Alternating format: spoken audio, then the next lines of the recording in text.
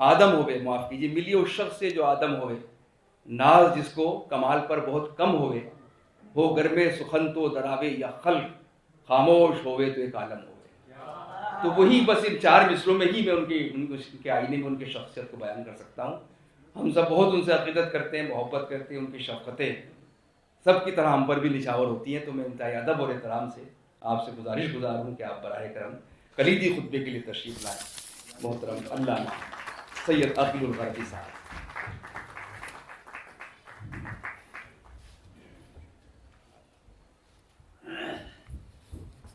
السلام علیکم ورحمۃ اللہ وبرکاتہ. بسم اللہ الرحمن الرحیم. الحمد لأهله والصلاة على أهلها والسلام على من اتبع الهدى. اما بعد. ادبی جلسہ ہے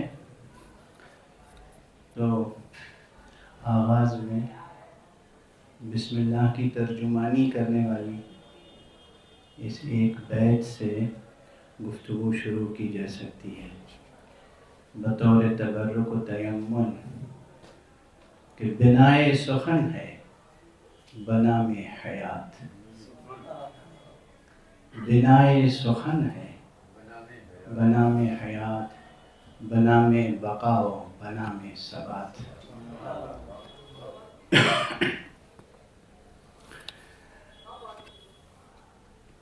اس وقت اس قدر خوشی ہو رہی ہے مجھے کہ اسٹیج پر جناب پروفیسر شریف حسین قاسمی صاحب تشریف فرمایا اور کی صدارت میں یہ جلسہ ہوا ہے. پروردگار ان کا سایہ پر برکت سلامت رکھے. اور جتنے بھی حضرات شہنشین پر تشریف فرما ہیں ان میں سے بھی ہر ایک، اور جو حضرات ہمارے عزیز و معزز و معزز سامعین کی صف میں تشریف فرما ہیں، ان میں بھی اکثر حضرات اپنے اپنے فن میں ایک مقتدر شخصیت ہونے کی حیثیت رکھتے ہیں. بظاہر مجمع مختصر ہے لیکن یہ اختصار جو ہے وہ بہت سے مطالب کے ایجاز کا حسن رکھتا ہے.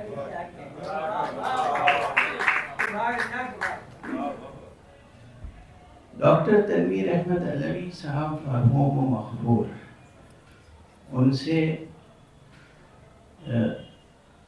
متعلق گفتگو شروع تو کی جا سکتی ہے، ختم نہیں کی جا سکتی.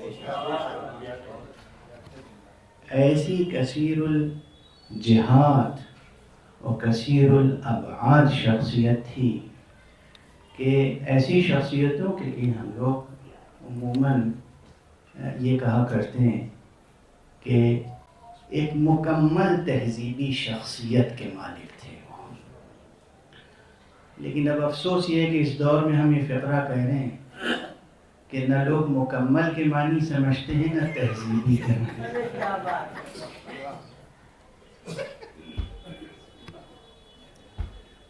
وہ ایک مکمل، حقیقتاً ایک مکمل تہذیبی شخصیت کے مالک تھے، اور دوسرے لفظوں میں یہ کہا جا سکتا ہے کہ ان کی شخصیت ایک قاموسی شخصیت تھی.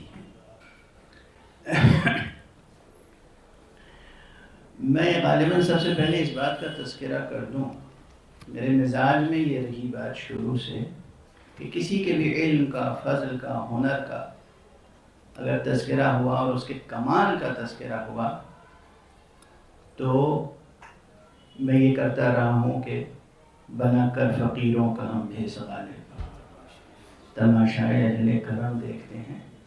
ہم کچھ ایسا اسلوب اور ایسا طریقہ پیدا کرتے ہیں کہ اس تک پہنچ جائیں اور دیکھیں کہ اس میں جو کمال ہے وہ کیا ہے اور اس کمال کا راز کیا ہے.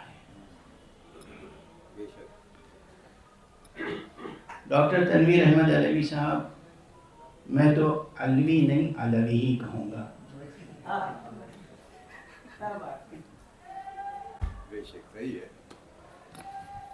ڈاکٹر تنویر احمد علوی صاحب مرحوم مغفور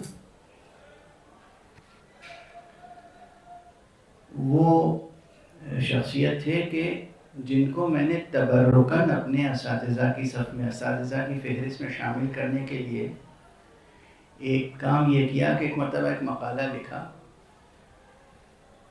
اردو میں نہج البلاغہ کے تراجم کا تقابلی مطالعہ اور اردو میں فلسفیانہ نثر کا فروغ، اور یہ لکھ کے ان کی خدمت میں بھیجا کہ میں چاہتا ہوں آپ اس پر اصلاح فرمائیں۔ مقصد سچ بتاؤں اصلاح لینا نہیں تھا، مقصد صرف یہ تھا کہ خود ان کی توجہ بھی اس طرف مبذول کرا دوں کہ اس موضوع کی طرف وہ بھی توجہ فرمائیں۔ میں کبھی کبھی اپنے چھوٹوں کو، ساتھیوں کو دوسری طرح سے متوجہ کرتا ہوں، بڑوں کو اس طرح متوجہ کرتا ہوں۔ میرا جی چاہتا ہے کہ اس موضوع پہ کوئی کام کریں تو چھوٹا سا مضمون لے کے بھیجتا ہوں کہ آپ اس پہ ذرا نظر ڈال لیجیے گا، اصلاح فرما دیجیے گا۔ تو اکثر کامیاب بھی ہو جاتا ہوں کہ پھر وہ چاہتے ہیں کہ وہ بھی لکھیں۔ میں چاہتا تھا کہ ڈاکٹر تنویر احمد علوی، جن کے اسم گرامی میں جو لفظ علوی تھا وہ جس حرمت اور عظمت کا متقاضی تھا، وہ اس طرف بھی توجہ فرمائیں۔ دیکھیے کبھی کبھی ہوتا یہ ہے کہ جس طرح اس پردے زنگاری کے پیچھے حقیقت الحقائق غائب ہے، اسی طرح بہت سی بڑی حقیقتیں غائب ہو جاتی ہیں اور ان سے کسب فیض کرنے والے یا محض ان کا نام لینے والے آگے بڑھ جاتے ہیں۔ چنانچہ عرفان و تصوف کے سلسلوں میں بھی یہی ہوا۔ ہمارے جتنے تصوف کے سلسلے ہیں، یہ بات میں غالب اکیڈمی میں اور بستی حضرت نظام الدین میں عرض کر رہا ہوں، جتنے تصوف کے سلسلے ہیں وہ سب کے سب باستثناء واحد، ایک سلسلے کو چھوڑ کر سب جا کے حضرت امیر المومنین علی ابن ابی طالب علیہ السلام پر تمام ہوتے ہیں۔ لیکن جب آپ تصوف کی کتابیں پڑھیں گے، جب آپ ہمارے بزرگ صوفیہ میں ان کے ملفوظات کے مجموعے پڑھیں گے، یہ میں نے درد دل اپنے بزرگ اور محترم دوست جو اب نہیں رہے، حضرت خواجہ حسن ثانی نظامی مرحوم مغفور، ان سے بھی کیا تھا۔ ان کی ایک کتاب شائع ہوئی غالباً 1500-1600 صفحات پر مشتمل، تصوف کے موضوع پر۔ میں نے تلاش کیا کہ اس میں حضرت علی کا تذکرہ کہاں کہاں ہے، تو صرف 2 جگہوں پر تھا۔ 1500-1600 صفحات میں اگر صرف 2 مقامات پر حضرت علی کا تذکرہ وہ لوگ کریں جو یہ کہتے ہیں کہ ان کے سلسلے ہی حضرت علی پہ تمام ہوتے ہیں، تو بہرحال یہ بات فاعتبروا یا اولی الابصار کہنے والی بات ہے۔ یہیں اسی غالب اکیڈمی میں جہاں پر یہ ہمارے ڈاکٹر عمار قاسمی صاحب تشریف فرما ہیں، یہیں ڈاکٹر تنویر احمد علوی صاحب تشریف فرما تھے اور ان کے برابر میں بیٹھا اور میں نے ادب سے پوچھا کہ ڈاکٹر صاحب آپ کے نام کے ساتھ یہ علوی کیا لگا ہوا ہے؟ تو انہوں نے کہا استغفر اللہ استغفر اللہ، آپ سے اس سوال کی توقع نہیں تھی، میں علوی ہوں، یعنی میں حضرت امیر المومنین علی کرم اللہ وجہہ کی نسل سے ہوں۔ فوراً میں نے کہا حضرت پھر آپ سید کیوں نہیں لکھتے اپنے نام کے ساتھ؟ کہا استغفر اللہ ثم استغفر اللہ، سید کا لقب صرف اولاد فاطمہ کا حق ہے، ہم سید کا لقب بھی نہیں اختیار کر سکتے۔ آپ ذرا یہ دیکھیے کہ یہ تہذیبی قدریں، یہ تہذیبی شعور، یہ عظیم تہذیبی روایتوں کی عملاً حفاظت اور شعوری طور پر حفاظت کرنے والے اب ہمارے معاشرے میں کتنے افراد رہ گئے ہیں۔ بہرحال ان کی ان چیزوں نے مجھے ان سے بہت قریب کیا، اور پھر یہ ہمت ہوئی کہ میں ان کو یہاں ایک مدرسہ قائم کیا تھا ہم نے، اور اس میں فکر یہ تھی کہ عموماً جو مدرسے کے لوگ ہوتے ہیں نا، اب معاف کیجیے گا، ان کی کیفیت یہ ہوتی ہے کہ وہ کیا کسی کا شعر ہے، مجھے پورا یاد نہیں آئے گا اس وقت، کہ نہیں ذوق کا ہے، اے ذوق وہ جو مدرسے کے کیا بگڑے ہوئے ہیں ملا، انہیں کچھ نثر کر دی میں نے شعر کی، انہیں میں قدے میں لے آؤ سنور جائیں گے، کچھ اس طرح کا۔ ہم نے جو مدرسہ قائم کیا تھا اس میں فکر یہ تھی کہ ان بچوں کی ادبی تربیت، لسانی تربیت، فکری تربیت، وسیع ذہنی تربیت ہو، اور اس کے لیے ہر مہینے میں کسی ایک دانشور اور استاد کو بلا کے ہم اس کا لیکچر منعقد کرتے تھے، جس میں مجھے یاد ہے ہمارے بزرگ دانشور مرحوم ماہر تعلیم سید حامد صاحب کو میں نے 2 مرتبہ زحمت دی، وہ تشریف لائے، انہوں نے لیکچر دیا۔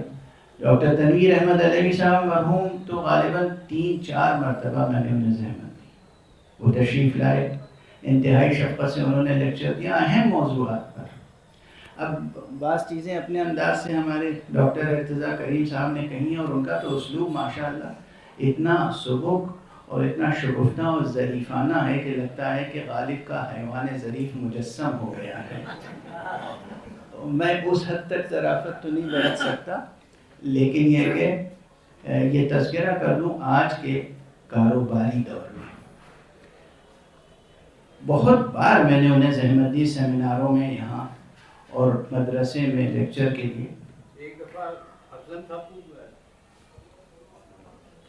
جی اسلم صاحب کو بھی ایک مرتبہ کلیدی خطبہ میں بیچ میں مت بولا جائے۔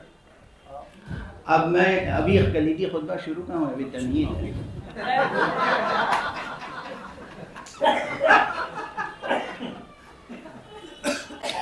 خطبے میں علمی فکری نکات ہونے چاہیے، ابھی تو تذکرہ تاثراتی ہے۔ تو جتنی مرتبہ میں نے انہیں کوئی نذرانہ پیش کرنا چاہا کبھی قبول نہیں کیا، کرائے کے نام پہ کچھ دینا چاہا قبول نہیں کیا۔ پھر میں نے یہ کیا کہ پھر میں نے کہا کہ آپ تشریف نہیں لائیں گے، میں کسی کو بھیجوں گا، وہ آپ کو لائے گا ساتھ میں اور آپ کے گھر تک پہنچائے گا۔ کہا یہ ٹھیک ہے، لیکن خود سے کبھی آئے تو کرایہ تک نہیں لیا۔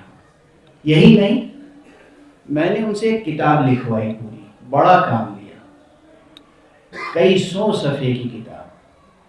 جب کتاب لکھ لی انہوں نے تو میں نے اردو اکیڈمی سے اور انجمن ترقی اردو سے اور کئی اداروں سے پوچھا کہ بھائی آپ اتنے صفحے کی کتاب کسی سے لکھوائیں تو رائلٹی کتنی دیتے ہیں؟ انہوں نے جو بتائی میں نے اس سے کچھ زیادہ کر کے لفافے میں رکھ کے ڈاکٹر صاحب کو بھیجا اور انہوں نے قبول نہیں کیا۔ لے جانے والے ڈاکٹر امام قاسمی صاحب بیٹھے ہوئے، یہ لے گئے تھے اپنے ہاتھوں سے پہنچانے کے لیے، اور جب واپس لے آئے یہ لفافہ تو مجھے یہ فکر ہوئی کہ کہیں ایسا تو نہیں کہ ڈاکٹر صاحب کو برا لگا، مجھے خود لے جانا چاہیے تھا، یا کیا یعنی کہیں اساءت ادب تو نہیں ہے، کوئی مجھ سے بدتمیزی تو نہیں ہو گئی، کوئی ان کی شان کے خلاف تو نہیں ہے، یا یہ کہ پیسے کم تو نہیں تھے۔ میں نے اس کو دگنا کر کے اور خود حاضر ہوا، اور لٹرلی میں نے کھینچ کے ان کا ہاتھ چوما، بوسہ دیا اور کہا یہ قبول کر لیجیے، اور انہوں نے پھر بھی قبول نہیں کیا۔ یہ تھے ڈاکٹر تنویر احمد علیوی صاحب۔ اور بس ایک اور جملہ تاثراتی کہہ کے 2-3 فکری نکات عرض کروں گا، اس سے زیادہ وقت ہی نہیں ہے۔ اور وہ جملہ یہ ہے کہ ڈاکٹر صاحب ادیب تو تھے، اور مکمل اور ہمہ جہت ادیب تھے، اور اس طرح کے ادیب تھے ڈاکٹر پروفیسر شمس الرحمن فاروقی صاحب، حالانکہ ان کے نام کے ساتھ بھی پروفیسر کا لقب اعزازی ہے، چونکہ بہت سے پروفیسروں کے وہ استاد تھے، اس لیے وہ اس لقب سے بے نیاز تھے۔ شمس الرحمن فاروقی صاحب نے ایک کتاب لکھی لغات روزمرہ، اس میں ایک اندراج اس مسئلہ کا بھی ہے کہ شاعری کا علم دریاؤ ہے، اور یہاں جان بوجھ کے میں علم کہہ رہا ہوں، علم نہیں کہہ رہا ہوں، اس لیے کہ یہ کہاوت اسی طرح ہے، شاعری کا علم دریاؤ ہے، یعنی شاعری، اچھا یہاں سے لفظ شاعری ہٹا دیجئے، ادب رکھ دیجئے. حقیقتاً شعر و ادب یہ بہت علم و فضل کا متقاضی ہوتا ہے. اچھا، سچا اور بڑا ادیب یا شاعر وہی ہوتا ہے جس کے پاس علم کا بہت ذخیرہ ہوتا ہے، اور ہر طرح کا علم. اپنے زمانے میں رائج اکثر علوم و فنون سے شناسائی جس کی ہو وہی ایک اچھا ادیب اور شاعر ہو سکتا ہے. تو علم کی غزارت یعنی اس کا عمق، کثرت علم، یہ اہمیت ہے. تنویر صاحب میں یہ بات تھی تو وہ ادیب تھے. لیکن دوسرا بعد، ہم لوگ ایک لفظ استعمال کرتے ہیں دانشور. ابھی ہمارے پروفیسر رضا عظیم صاحب کہہ رہے تھے نا کہ میں بھی دانشور ہوں. تو دانشور ہونے کی جو بات تھی، دانشور کے لیے علم و فضل کے ساتھ ساتھ، فکر کے ساتھ ساتھ جو سب سے بڑا عنصر ہے وہ ہے دل سوزی.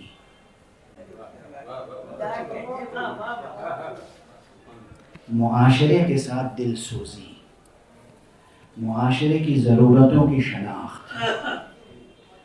اور جس طرح پھر ادیب کے مراتب ہوتے ہیں اسی طرح دانشوروں کے مراتب ہوتے ہیں. تو ایک ابتدائی مرحلہ میں سمجھتا ہوں کہ وہ دانشور ہے کہ جو معاشرے کے، سماج کے، وقت کے مسائل کو درک کرے، سمجھے اور اس کی ترجمانی کرے اور لوگوں کو اس کی طرف توجہ دلائے.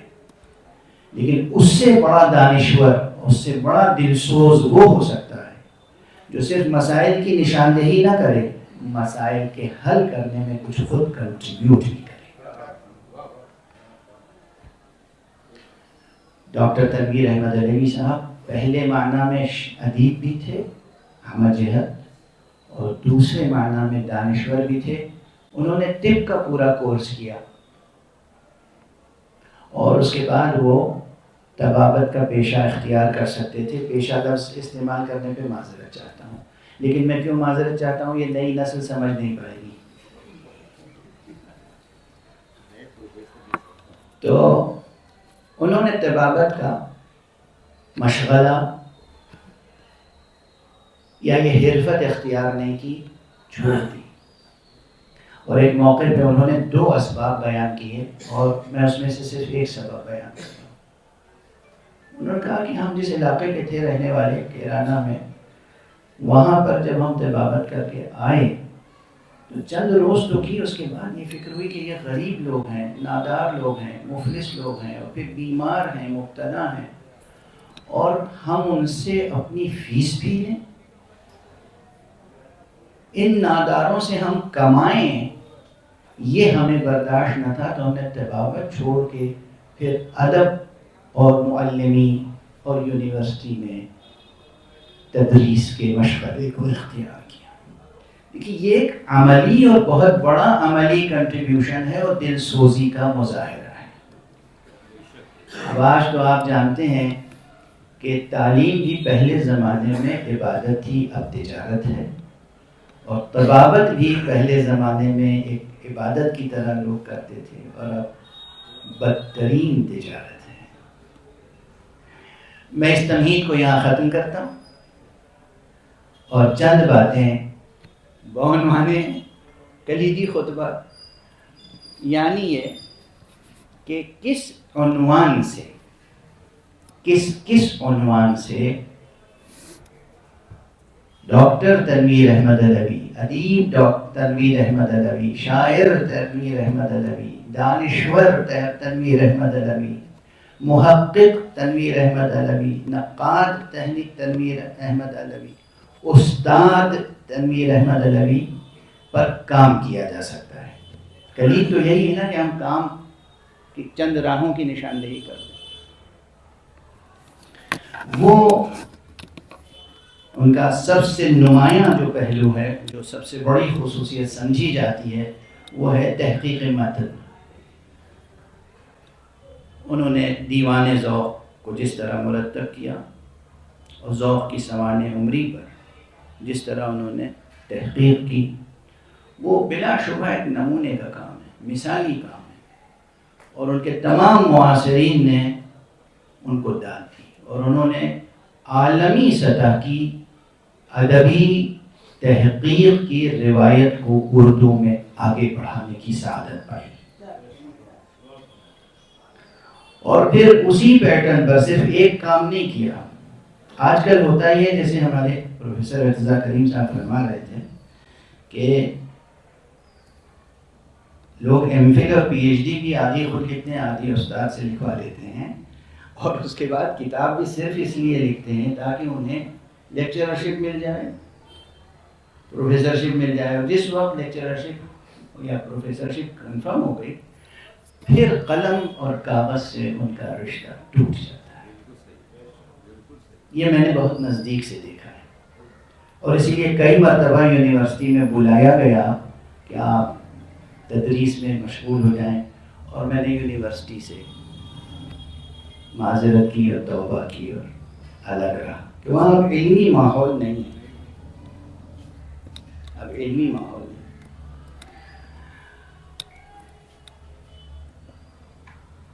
ادبی تحقیق اور ادبی تنقید. تحقیق متن اور تنقید متن یہ دو اصطلاحیں ہیں. بس میں ایک چھوٹے چھوٹے جملے عرض کر رہا ہوں، کلیم تو چھوٹی سی ہوتی ہے نا.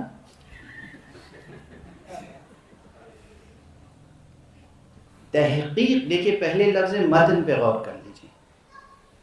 اس متن کو بھی بہت سے لوگ متن کہنے لگے ہیں، یہ غلط ہے، لفظ متن ہے. جب کوئی متن کہتا ہے تو ایسا لگتا ہے کہ کان کے پردے. بہت سے جملے ادھورے چھوڑ دوں گا، آگے نقطے نقطے نقطے تاکہ آپ حضرات خود مکمل کر لیں. کوئی ایک حقیقی جو ادبی متن ہوتا ہے، اس متن کے اندر ایک بڑی تہذیب لپٹی ہوئی اور سمٹی ہوئی ہوتی ہے. تو تحقیق متن کرنے والا، تحقیق متن کا کام کرنے والا صرف ایک زبانداں نہیں ہوتا، زبان شناس نہیں ہوتا، ادب شناس نہیں ہوتا، وہ ایک تہذیب شناس بھی ہوتا ہے. اور اگر کوئی مکمل طور پر تہذیب شناس نہیں ہے تو وہ کسی ادبی متن کی تحقیق کا حق ادا نہیں کر سکتا. تو جب ادبی متن سامنے ہو تو ادبی متن میں تحقیق متن کرنے والا گویا ایک تہذیب کا اکتشاف و انکشاف کرتا ہے، ایک تہذیب کی دریافت بھی کرتا ہے. اور تنقید متن کرنے والا انکشاف تو نہیں کرتا چونکہ وہ تحقیق کا کام ہے، دریافت نہیں کرتا، وہ تحقیق کا کام ہے. یہ اس تہذیب کی قدر شناسی کا کام کرتا ہے. تو اگر کوئی تہذیب شناس نہیں ہے تو نہ وہ اچھا محقق ہو سکتا ہے، نہ اچھا نقاد ہو سکتا ہے. یہ ایک بڑا موضوع ہے، اس کے بعد ظاہر ہے سوچنے والے سوچیں گے. تنویر احمد علوی صاحب حقیقتاً ایک تہذیب شناس تھے، ایک بڑے تہذیب شناس تھے، اپنے حقیقی اکیڈمک معنی میں تہذیب شناس تھے. اور اس لیے ایک کتاب پوری لکھی جا سکتی ہے تنویر احمد علوی کی تہذیب شناسی پر. اور اب یہ تو عالمی مسئلہ ہے، گلوبل مسئلہ ہے. تہذیبی زوال کے اس دور میں تہذیب شناسی کی بات کرے گا کون؟ یہ بھی ایک مسئلہ ہے. تہذیبی زوال کے اس دور میں تہذیبی شکست و ریخت تو دور ہے، وہ تو زمانہ گزر گیا. اب تہذیبی زوال کے اس دور میں تہذیب شناسی کا کام کون کرے گا؟ کتنے طالب علم ہیں جو اس بڑے کام کو کرنے کے لیے آمادہ ہوں گے. مگر یہ ہمارے ڈاکٹر تنویر احمد علوی صاحب کے فرزند جو ہیں، خود ان کے اندر، نوید اقبال صاحب، خود ان کے اندر مجھے یہ ایک امید کی کرن جاگتی ہوئی نظر آ رہی ہے کہ یہ طلباء کو آمادہ کریں گے اور اس موضوع پر بھی کام کروائیں گے. اب چونکہ وقت بہت ہو گیا ہے، ظاہر ہے کہ لوگ ارتضیٰ کریم صاحب کو سننا چاہتے ہیں، مجھے نہیں سننا چاہتے. تو میں صرف یعنی ان کا نام ایک علامت ہے، یعنی لوگ شگفتہ گفتگو سننا چاہتے ہیں. بالکل صحیح ہے.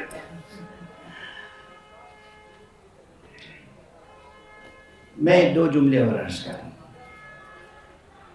تنویر صاحب کی ایک نمایاں خصوصیت یہ ہے کہ وہ محقق تھے. ان کے محقق ہونے کی شان بہت بلند ہے. انہوں نے جو کام کیا ہے ذوق پر، اس کے بعد پھر دوسرا کام کیا شاہ نصیر پر، ان کے کلیات کو بھی مرتب کیا، اور کئی اور تحقیقی کام ہیں. پھر ان کا دوسرا اختصاص سمجھنا چاہیے ترجمہ ہے. بہت سے تصوف کے صحیفوں کو انہوں نے اردو میں فارسی سے منتقل کیا، اور فارسی نثر کے ترجمے بھی انہوں نے اردو میں کیے، اور فارسی نظم کے ترجمے بھی اردو میں کیے. فارسی شاعری کا ترجمہ اردو میں کیا. فارسی نثر کے ترجمے تو سامنے آ گئے ہیں کچھ، متعدد 1 سے زیادہ کتابیں ہیں ان کی، لیکن فارسی شاعری کا ایک بڑا کام ابھی نہیں چھپا ہے، جسے نوید اقبال صاحب شائع کریں گے. رکھا ہوا ہے میرے پاس. وہ میں نے غالب کے 12 قصیدے فارسی کے منتخب کر کے انہیں دیے، اور میں نے کہا کہ اس کا اردو ترجمہ آپ کریں. ترجمہ تو میں بھی کر سکتا تھا، مگر میں نے صرف اس لیے نہیں کیا کہ وہ تمام قصیدے ائمہ اہل بیت کی شان میں تھے. توحیدیہ قصیدہ تھا اللہ کے حمد و ثنا میں، پھر نعتیہ قصیدہ، پھر حضرت علی کی شان میں قصیدہ، پھر حضرت امام حسین کی شان میں، حضرت عباس کی شان میں، امام زمانے کی. یہ سب غالب کے بڑے عظیم قصیدے ہیں، اور اس میں غالب کی پوری فکری شاعری موجود ہے. فکری شاعری. اور بعض ایسے مقامات ہیں جہاں غالب نے جو سینکڑوں برسوں سے جو شاعری کی ٹریڈیشنز تھیں ان کو بدل کے رکھ دیا ہے. لیکن چونکہ اردو سے آگے لوگ پڑھتے نہیں، فارسی کلیات نہیں پڑھتے غالب کہ اشعار فارسی کے نہیں پڑھتے، تو انہیں اندازہ نہیں کہ غالب نے کہاں کیا کیا کارنامے انجام دیے. تو میں چاہتا تھا کہ اگر میں ترجمہ کروں گا تو لوگ یہ سمجھیں گے کہ بھائی ایک شیعہ مولوی صاحب نے ترجمہ کیا ہے، اسے پڑھنے کی کیا ضرورت ہے. تو میں نے چاہا کہ یہ ڈاکٹر تنویر احمد ادوی صاحب ترجمہ کریں، اور انہوں نے کیا، بہت شوق سے کیا. افسوس یہ کہ اب تک وہ چھپ نہیں سکا، وہ چھپنا چاہیے. بہترین ترجمہ. تو ترجمہ بھی ان کا ایک رخ ہے. اسی طرح اور ان کے کئی پہلو ہیں جن پہ گفتگو کی جائے گی. جب آپ حضرات کی طرح میں بھی وعدہ کر لیتا ہوں کہ مفصل یہ کلیدی خطبہ جب لکھ کے دے دوں گا تو اس میں بہت سی چیزیں ہوں گی، اور اسے نوید صاحب چھاپ لیں گے. آخری چیز، ان کی ایک شخصیت کا ایک باطن ان کی شاعرانہ شخصیت تھی.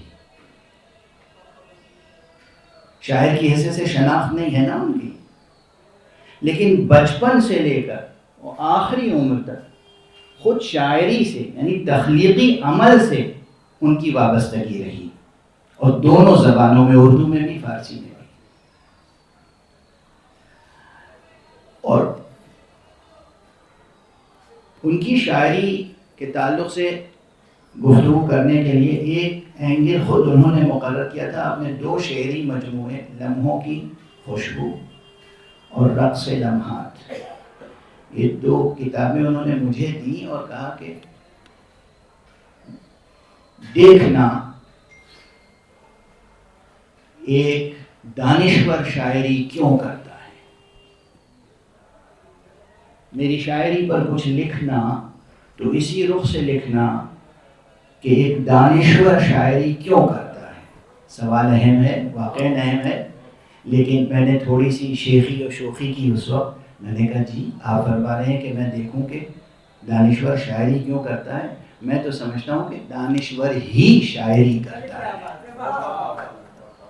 جو دانشور نہیں ہوتا وہ کیا شاعری کرے گا. جو دانشور شعراء نہیں ہیں میں انہیں واقعاً شاعر نہیں سمجھتا، وہ صرف متشاعر کی حد تک ہیں. چاہے کتنے ہی اچھے قافیے باندھ لیتے ہوں، کتنی ہی ایسی شاعرانہ زمینیں سجا لیتے ہوں، وہ سب متشاعر ہیں. شاعر وہ ہے کہ جس کے اندر دانشوری ہو، دل سوزی ہو اور وقت کا شعور بالیدہ ہو. شعور وقت کا بالیدہ ہونا. ہمارے پروفیسر اسلم بروے صاحب تشریف فرما یہاں پر، یہ سائنس کے آدمی ہیں اور سائنس کی روشنی پھیلا رہے ہیں.